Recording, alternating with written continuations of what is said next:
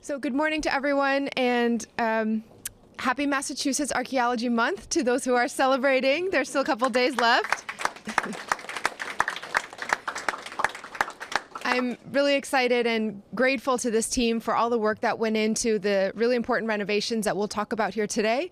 It took a little bit of time to make them, and so the Archaeology Lab has been closed for 3 years, but that doesn't mean that they have just been letting everything collect dust. There's been a lot happening in the background. Last summer, the department completed a multi-year project with a grant from the National Endowment for the Humanities, creating a digital database by reprocessing, recataloging, and 3D scanning artifacts from 5 different historical sites across Boston to make our city's unique history available to anyone in the world. And last fall, Joe Bagley, our city archaeologist and director of archaeology, and his entire team made an important discovery at the Shirley Eustace House in Roxbury, unearthing some of the only known living quarters for enslaved people in New England. It's work like this that made the exhibit downtown called Slavery in Boston possible and open to the public. And it's work like this that happens right here and at different sites throughout our city. That work acknowledges and democratizes our shared history that makes everyone here excited to usher in a new era in the city's archaeology program. Today we're celebrating 40 years of the City of Boston Archaeology Program and cutting the ribbon on a brand new archaeology lab right here at the City Archives. This new facility boasts state-of-the-art labs and equipment, a research library, museum exhibit spaces that really cement our program's standing as one of the best in the nation. It is the space that we all are in here is the space that's open to anyone from the public to come in, take a look, use the resources and learn from our team. And everything else, as you see, is now completely open and visible with the glass that is making available even when our teams are at work doing the restorations or other of the behind the scenes stuff. Now that is fully visible to the public as well. It's only fitting that this space will be named in honor of the legendary Dr. Mary Beaudry. Dr. Beaudry came on the archaeology scene in the 1970s when most archaeologists in Boston were still focused just on the American Revolution. But she was more curious about the stories of women, immigrants, and Native Americans, the untold stories that the rest of the field was overlooking. Dr. Beaudry was a pioneer and a trailblazer, conducting some of the earliest archaeological surveys and analysis in Boston, including of Boston Common. She worked on the Paul Revere House in the North End and mentored countless archaeologists as a professor at Boston University. And her approach lives on in the values that drive our program to this day. Dr. Beaudry knew that archaeology isn't about reiterating recorded history, but asking the question, whose voices are missing from this history? And Boston has made direct investments in answering that question.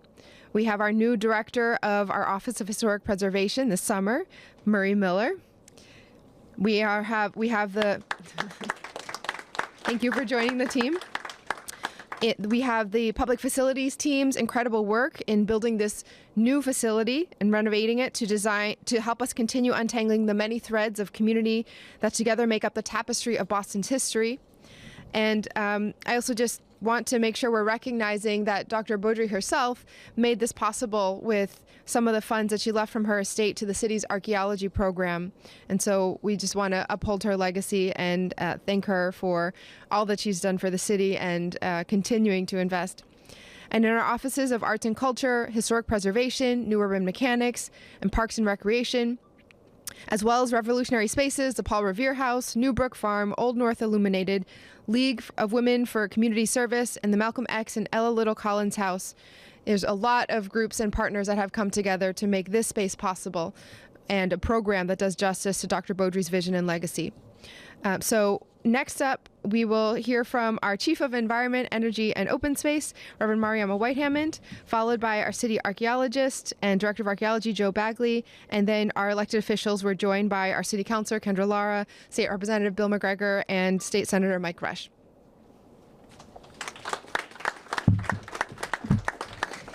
Good morning. Good morning. Oh, we could do like a little bit better than that. Good morning. Good morning. We are so excited to be here this morning. I know that historic preservation is not in my title, and it's already pretty long, but it's such an important part of what makes up the fabric of our cabinet, and we're really excited to be here. When I first took on this role, I came out here and got to see it, and really, there was so much rich history, but so much of it was in boxes and kind of inaccessible. And so we're really excited that this is about not just creating new office space for the team and recognizing the fact that we've expanded a little bit from where we were before, but also really inviting folks in. This is not just something that should stay in boxes. This is our collective history. And I'm really proud of the work that this team has been doing, not just to find artifacts, but to make sure that people can access them. One of the things that's really exciting is the use of technology and the fact that now you can find 3D printing maps, that you might be able to print some of these documents for yourself and some of these artifacts for yourself, so that all of our residents, and particularly our young people, have the opportunity to interact with this material. I want to just take a moment because last week we celebrated the opening of Malcolm X Park, and at that park I mentioned my uncle Dwight Barnett, who was a referee in the softball program there, but he also, I had hoped he would still be around to visit this because he was also the teacher who started the archaeology program at Charlestown High School. And so really excited to see that we are doing the work to make sure that all of our residents know, understand, and can touch the history. And so we're really excited about this new 4,000-foot facility that includes 2 processing laboratories, and you'll get to see that, an artifact digitizing lab with a state-of-art 3D printer and photography equipment, an artifact repository of more than 1 million artifacts from dozens of ancient and historical sites in Boston, and an extensive historical ceramic and lithic raw material comparative type collection. Yes, that is quite a mouthful. A specialized wet laboratory and a research laboratory featuring over 2,000 reference books and archaeological reports, and the museum exhibit spaces. But we want people to know that it's not just here in this physical space, but that the team has spent so much time uploading so much of this to the web so that you can touch and experience and understand what our history has been. And most importantly, we're really thankful for the spirit of Dr. Beaudry and the way that that spirit and that methodology lives on in our city archaeologist, Joe Bagley. He doesn't talk enough about what he does, but he has done so much over the years, writing books, being willing to go out and talk to anybody and everybody, but not just using the kind of terminology that sometimes disconnects people, but really making it tangible and making that history come alive in a way that people can get excited. So I've seen that we actually are known across the country for the way that we are opening up archaeology to people, but we're really, really investing more to make sure that we are known around the city of Boston for the kind of important work. I do see a member of the Little Collins family here. Thank you for your presence. One of the things that's exciting, I'll use this as the last example, and then is just the way that the dig, the Malcolm X House unveiled not just that history, but then went a little further back and looked all the way back to that house. Apparently was like the party zone for a family in the it's the 1700s, correct? And so this way that our history isn't just one thing, it's many layers of pieces. Some of it we're proud of, some of it we need to wrestle with.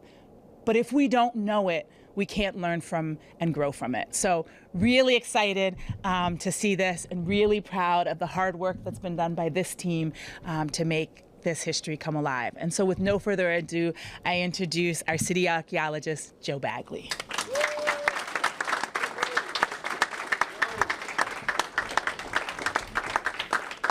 I'm going to keep my remarks short.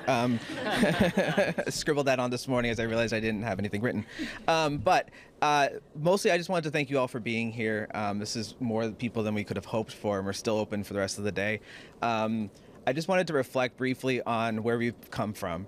My very first day as city archaeologist back in 2011, I was handed a key to the lab and literally told, "I hope you know what you're doing." And that was how I started. I went to the first lab, the original lab, in the basement of the Tunnel Administration Building in the North End. It had been actively flooding, so I was dealing with that. And so many of our collections had really suffered from being in a space that was kind of leftover space and the best that was available. And for good reasons, we were able to move out of that space immediately. So I was able to pack the lab and move it here to this building on the second floor, greatly improving the conditions of these collections. And then from there, we really started this archaeology program, not necessarily from scratch, it's a 40-year program, but certainly starting it from a new space where we've introduced social media, we introduced public digs, and we've done everything in our power to be able to actually be as close to both the people that we're looking to find in the ground, but also to the communities where we're actually doing the archaeology. When we had the opportunity 3 years ago to develop a new space from scratch, besides the terrifyingness of having to do that, where there's not a book on how to design an archaeology lab, but Sarah and I spent many days with pencils and computer graphics trying to figure out where we could be in this space, and carved out a space from the archives, which I'm very grateful to the archives team for being so willing to essentially allow us to occupy a good portion of their public space to be able to create this new facility. And to be honest, we're really excited to be so close to you all, because we need your information and it's really helpful to be so close. But yeah, we're really excited about this place. We're really excited about what it looks like and what this place gives us the opportunity to do, which is to make everything we're doing just that much more accessible and that much more able for the public to come here and see this. Lastly, I just want to give a couple of thank yous to folks that were instrumental in this whole thing. I wanted to thank Peter O'Sullivan, Rob St. Ange, and Robertson Castor from the city and construction team in the building. I don't see most of you, but I think there you are all over there. Thank you so much. Without whom none of this would have happened, and the number of fires and floods that we put out together was enormous, and I appreciate all of your help. Again, I want to thank the city archivist team, the BPDA and the public library, our neighbors in this building. We're really excited to be so close to you all. It's really great to say hi to you every morning. When we were upstairs kind of pariahs in the building all by ourselves, we never got to see any of you all, even though we worked together for years. But most importantly, I really want to thank my team, Nadia, Lauren, and Sarah. I cannot express how much work these three wonderful people put into this building, into this space over the past months. Really, we moved into the space in June. We have not stopped working on it, especially in the last couple of days where we really hit a high gear. None of this would have been possible without the three of you, and I thank you so much for that.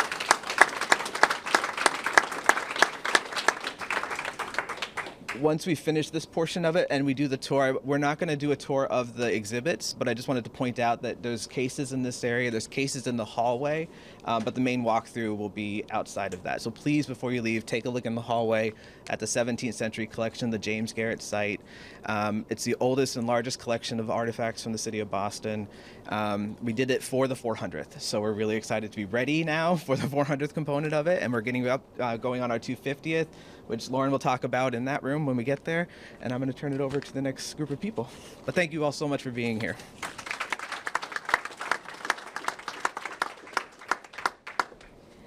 Good morning, everybody. First, I want to start off by congratulating the city's team for all of this incredible hard work. It is an honor as the counselor for this district and this neighborhood to have this beautiful new space here. And I want to, take a time to give a little shout out to the Jamaica Plain and the West Roxbury Historical Societies. When I became the counselor for this district, I found that I knew more about certain places than I did about others. And so I made myself a regular at the West Roxbury Historical Society meetings. And so much of the work that they're able to do of telling the collective story of not just this neighborhood but the city is because of the partnerships with the archaeology team and the archive team for the city of Boston. And so I want to say congratulations, but I also want to extend my gratitude as somebody who has benefit from all of the work that you're doing here. And my hope is that so many other people, not just in this neighborhood but in the entire city, see the benefit and the beauty of this place and start to fill it up pretty soon. So thank you all and congratulations again.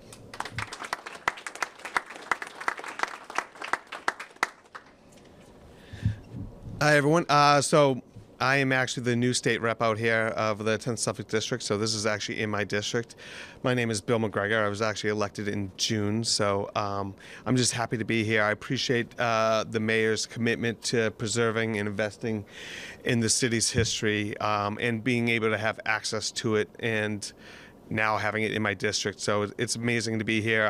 It's great to be here with Councilor Lara, Senator Rush, and I appreciate all the hard work that everyone put into this since you've been working on this. So thank you very much. It's great to be here. Thank you. Good morning. Good morning, right? I'm stealing your line here. I'm Mike Rush. I'm the state senator for the Norfolk and Suffolk District and live here in West Roxbury. Honored and privileged to represent this community and so excited to be here this morning. As somebody who is a history teacher, I appreciate the invitation because it's like asking a kid to go if he wants to go into a candy shop or not, and it is just great to be here with my fellow elected officials, Councilor Lara, Rep. McGregor, and I want to thank the mayor personally for her commitment to ensuring that the history of the city of Boston is preserved, and that in doing so there is opportunity, there is equity, and there is access to our history. And I know she has made that a priority, so thank you, Mayor. I really appreciate it. It's great to be here. And again, this new facility gives individuals both here in the city of Boston and across Massachusetts the opportunity to have a richer understanding of our city's history, the good and the bad, right? And that's really important so that discussions can be had, history can be analyzed, accessed, because as we all know, the famous saying that those who don't know their history could be doomed to repeat it, for sure. So I am just absolutely thrilled to be down here at the archives, and I want to thank Joe Bagley, the entire team that worked tirelessly and quietly, but doing the most important work so that we have information and opportunity to access it. And this facility is just fantastic. And again, I'm thrilled to be here with all of you this morning. Thank you.